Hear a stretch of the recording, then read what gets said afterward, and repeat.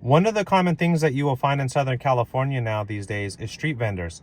When I was in Mexico, seeing street vendors on corners selling different items like food, clothing was very common. But this is now becoming a very common theme in California.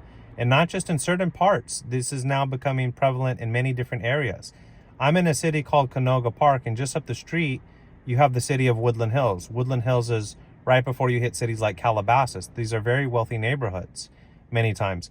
But yeah, these vendors just set up their shops on sidewalks or in parking lots, and they don't have any licenses or anything. They're literally just families setting up venues to sell items, and it's becoming a very, very common, popular thing to see in many different types of neighborhoods. As you can see here, there's tons of individuals here, and you can find anything from food, clothing, toys.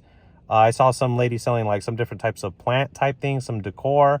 But yeah, they literally go next to busy intersections, in front of prevalent stores such as, like, I think this is CVS is over there, CVS Pharmacy, there's O'Reilly Auto Parts. But they're just setting up their venues next to popular areas, and they're selling all their items. Now, this is interesting because a lot of local businesses can't really compete, because if you've got individuals selling things, let's say for a third of the cost, or whatever, how much less it is, it's very hard for an actual business to compete with this, especially if they're parking in your area. So the thing is, with this area, there really isn't a lot of food spots on this particular corner other than a Domino's Pizza that I see. But I've seen other ones where they'll put things and, they're next to other prevalent little restaurants and small businesses. So it's kind of a conflicting thing because, if a little business is doing everything correct, playing it by the books, how could they compete with someone just setting up their venues like this? It's almost impossible.